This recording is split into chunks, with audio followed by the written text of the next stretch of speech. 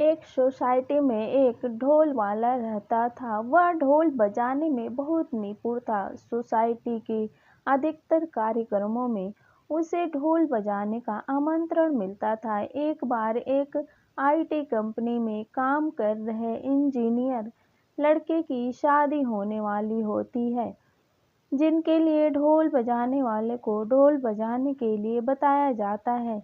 शादी बहुत बड़े रईस परिवार के बीच होती है, इसलिए बहुत बड़े घर के नामी लोग शादी की दावत में पहुंचते हैं। सभी ढोल नगाड़ों की धुन का लुत्फ उठा रहे थे।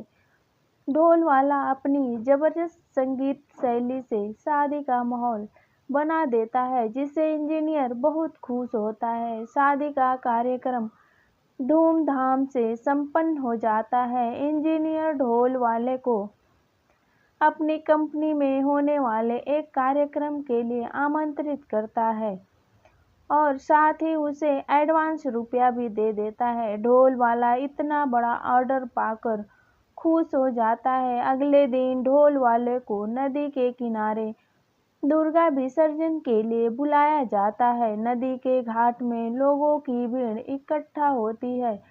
दुर्गा माँ की बहुत सी मूर्तियाँ विसर्जित होने आई होती है। इसी बीच ढोल वाला ढोल को पीटते हुए दुर्गा जी का विसर्जन करवाने लगता है, लेकिन गलती से उसका पैर फिसल जाता है और वह नदी में गिर जाता है। पानी में गिरते ही उसके गले से उसका ढोल निकलकर नदी की धारा में बहने लगता है, लेकिन ढोल वाले को भीड़ में खड़े कुछ लोग पकड़कर खींच लेते हैं, जिससे वह नदी में बहने से बच जाता है। ढोल वाला अपने ढोल को खोकर दुखी होता है, इसलिए वह नदी के किनारे किनारे पानी के बहाव की दिशा में आगे तक पैदल ही ढोल खोजने जाता है। किस्मत से उसे अपना ढोल तो नहीं मिलता, लेकिन एक दूसरा अजीब तरह का ढोल नदी के किनारे पड़ा हुआ दिखाई देता है। ढोल वाला दौड़कर ढोल के सामने पहुंचता है और उसे चारों तरफ से छूकर देखने लगता है। वह नया ढोल पाकर बहुत प्रसन्न हो जाता है, लेकिन ढोल को देखकर उसे बहुत ताज्जुब होता है, क्योंकि ढोल में कई तरह की बटन लगी थी और साथ ही उसके चारों तरफ सौर ऊर्जा पैनल लगा हुआ था, जिससे वह चार्ज होता था। ढोल को देखकर ढोल वाला उसे साधारण समझकर उठा लेता है और अपने साथ ले जाने लगता है। ढोल वाला ढोल को अपने घर ले जाकर सभी को दिखाता है। उसके परिवार के सदस्य ढोल देखकर बहुत खुश होते हैं और तभी अचानक ढोल में ग्रीन लाइट जलती है और जैसे ही ढोल वाला उसे टच करता है तो वह लाइट रेड हो जाती है।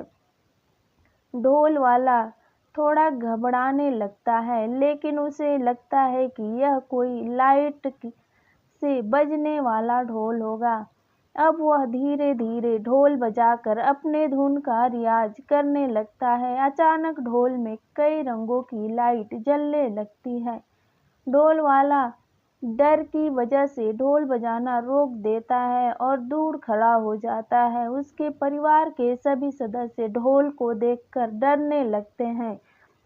सभी ढोल को एक कमरे में बंद करके रख देते हैं। अगले दिन आईटी कंपनी में ढोल वाले का कार्यक्रम होने वाला था, जिसकी चिंता की वजह से ढोल वाले को रात भर नींद नहीं आती। अगले दिन कार्यक्रम में जाने के लिए ढोल वाला वही ढोल ले जाता है जो उसे नदी के किनारे मिला था और आईटी कंपनी पहुंच जाता है। वहां उसे वही इंजीनियर मिलता है। वह उसे मंच पर जाकर ढोल बजाने को कहता है। ढोल वाला मंच पर चढ़कर धीरे धीरे ढोल बजाना शुरू करता है। जैसे जैसे ढोल बजाता है, वहां खड़े लोग मोबाइल का नेटवर्क गायब होने लगता है। तभी अपना मोबाइल निकाल कर देखने लगते हैं। सभी की नज़र मंच पर खड़े ढोल वाले पर पड़ती है। उसके ढोल में रंग बिरंगी लाइटें जलने लगती है। लोगों ने ऐसा ढोल पहली बार देखा था, इसलिए उसे बहुत ताज्जुब से देख रहे थे। ढोल की धुन बढ़ती जाती थी उसी समय इंजीनियर के मोबाइल पर एक फ़ोन आता है जो उसके ऑफिस से उसके बॉस का होता है। बॉस उसे बताते हैं कि कंपनी का सारा सर्वर जाम हो गया है, एक भी कंप्यूटर सही तरीके से नहीं चल रहा। इतने में अचानक नेटवर्क कमज़ोर होने की वजह से बॉस का कॉल भी डिस्कनेक्ट हो जाता है और अपने बॉस का कॉल काटते ही इंजीनियर भागते हुए अपने चैम्बर में जाता है और अपने कंप्यूटर को चेक करता है तो उसे पता चलता है कि उसकी कंपनी में लगे हुए सर्वर को किसी ने अपना सर्वर बना लिया है और उनकी कंपनी के सर्वर में सैटेलाइट की फ्रीक्वेंसी पाई गई, जिससे लगता है कि शायद सर्वर में अब एलियन का कब्जा है। इंजीनियर अपने बॉस को बताता है कि हमें अभी सारे सर्वर बंद करने होंगे क्योंकि सर कंपनी के सर्वर पर हमारा कंट्रोल नहीं, बस चल रहे ढोल प्रोग्राम को रोकने का आदेश दे देते हैं।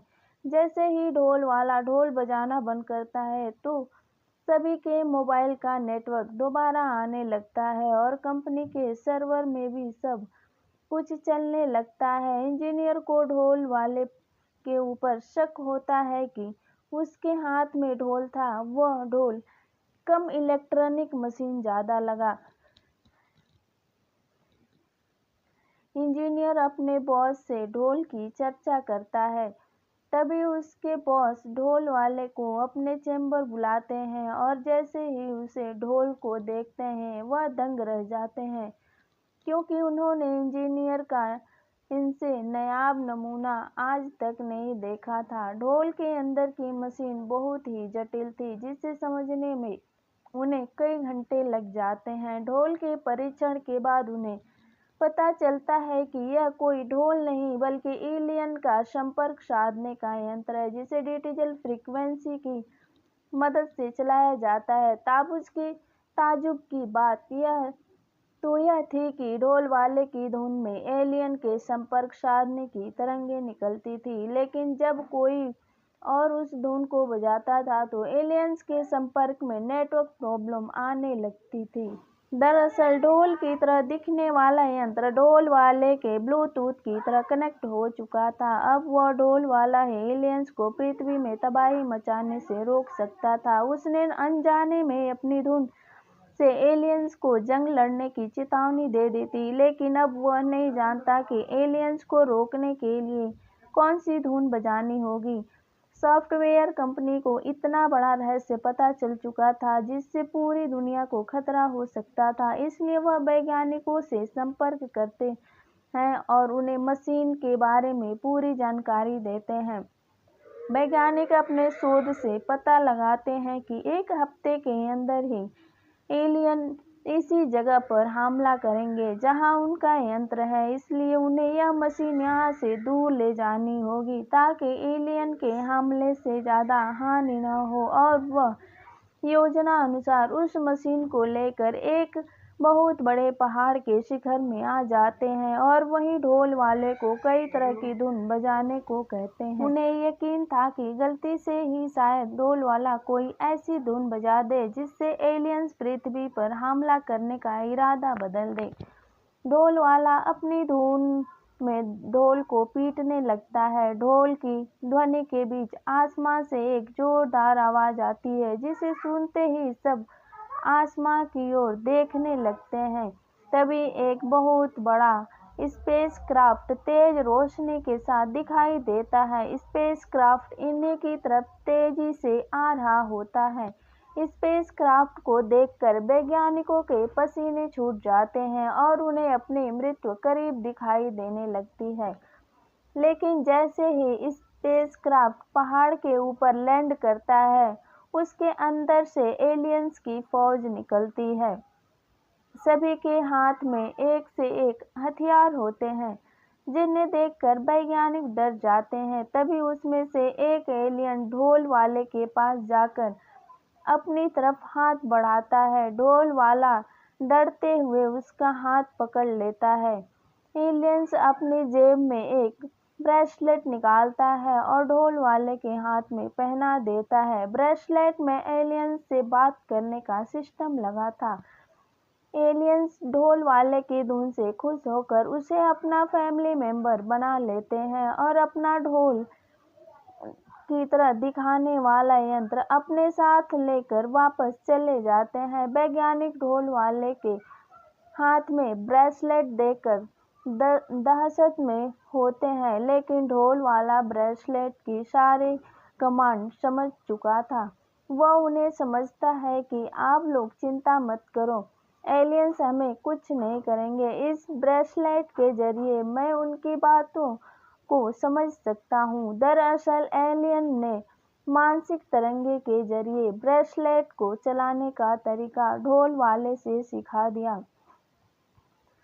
ढोल वाला अब एक महत्वपूर्ण इंसान था। वैज्ञानिक ढोल वाले को सम्मान के साथ उसके घर भेजते हैं और उसे एलियन से जुड़ी हुई रिसर्च टीम में शामिल होने का अवसर देते हैं। ढोल वाले की किस्मत बदल चुकी होती है। अब वह स्पेस रिसर्च सेंटर का एक ऐसा वैज्ञानिक बन चुका था जो एलियन से सीधे हिंदी भाषा में बात कर सकता है। दोस्तों, ये आपको कहानी कैसी लगी? प्लीज़ एक लाइक और सब्सक्राइब जरूर कीजिए। मिलते हैं एक नई स्टोरी के साथ। तब तक के लिए जय हिंद, जय भारत।